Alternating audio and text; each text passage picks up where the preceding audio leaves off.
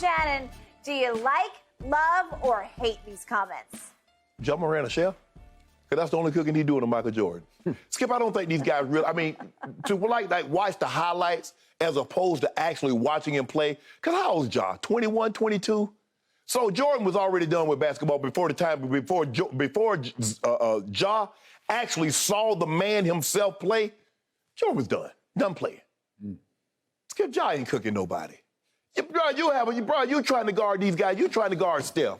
You talk about probably one of the two greatest one-on-one players, he and Kobe, in the history of the game. One-on-one is what Kobe and Jordan did. That's who they are. In the essence of who they were one-on-one basketball players. Agreed. And you saying Ja, at 6'2", $142, go. Lord have mercy. Skip, and I get it, Skip. I don't got no problem with confidence. But sometimes confidence on lunacy. Utterly ridiculousness. Instead of saying, you know what, I think that'd have been a challenge, but I'd have been up for the challenge. I would have loved to test my skills against Michael Jordan. I'll buy that. But when you come out and say, everybody just gonna look at you like, man, for real, Ja? Come on, Ja. Let's be real now. That's Michael Jordan. I deal with these guys right now, because ain't no guard in the NBA player right now on that level. Ain't no guard right now on Kobe's level. Man, Lord have mercy, Ja. And I like Ja. I really do. I think he's phenomenal. Remember, Skip, when he was coming out and saying, I'd take Ja over Zion. You did. But now, man, Ja, you done lost me with this one, bro. Which is why, as much as I try to love this still young man, this kid, he's still a kid to me. I don't just hate these remarks. I despise them, because we went from Black Jesus last week. Yes. I Black Jesus, and I said, well, it was a little bit sarcastic. Yeah, tongue-in-cheek, yeah. I don't know. Maybe you cook for Jordan, but you aren't cooking Jordan. Not no one-on-one game, Skip. You have no idea. Zero. What you're talking about. No idea. So to your point, you have to love the confidence, but when it goes completely over the edge into delusional overconfidence, supreme overconfidence, it's just hard to swallow. And he's starting to scare me more and more, because what exactly did you accomplish last year, young man? What did you do? Well, you somehow won Most Improved Player after you were the second pick in the draft 3 years ago. Right. And you won Most Improved. Well, to me, that's more of an indictment than an achievement. Because you look back at year 1 and 2, well, I guess you're busting, right? Yes. That's how it comes across. And then you were so bad that you came all the way back to Most Improved. I think he was slightly embarrassed by it, because he wanted to give it to Desmond Bain, and he did give the trophy to Desmond Bain, and I thought Desmond deserved Most Improved. But the point is, against Minnesota in the first round, they look like they're in trouble, then they look like they had evened it up, and he's talking like the series was over. And I took him to task right here. You cannot do that. That team has too much talent over there, and they do have, they got Cat, and they got Ant-Man, and they got Pat Bev, and they weren't done yet. Right. And you know, and I know, it got pretty dicey for a while.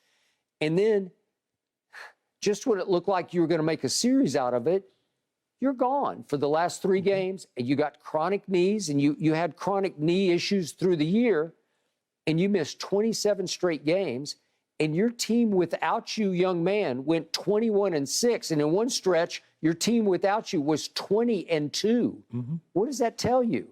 Are you that valuable? Are you really Black Jesus? And the thing is, Skip, all this talking back and forth, like you say, what have you done? You going back and forth with Draymond. Draymond is the champ. Draymond is a 4-time champion. So he's earned the right the entire offseason until the season start again. Draymond gets to talk as much-ish as he wants. You're talking. I tell you what, I just hope you get the ball. Because if Jordan get the ball first, he's going to blank you. That's what's going to happen. If Jordan gets the ball first in a one-on-one, you will get blanked. Yes, you will get blanked. You will get blanked, and you will hear all about it every step of the way. Because he's going to post you up. He's just going to back your little butt down and shoot right over the top of you, bro. again and again and again. And he's going to savor it and relish it, and he's going to shame you every step of the way. I have watched him do it to people. Yes. I've watched one-on-one games with a Corey Benjamin who dared as the first-round pick of the Bulls the year post-Jordan, saying, it's too bad Mike didn't play anymore. I could have taken him.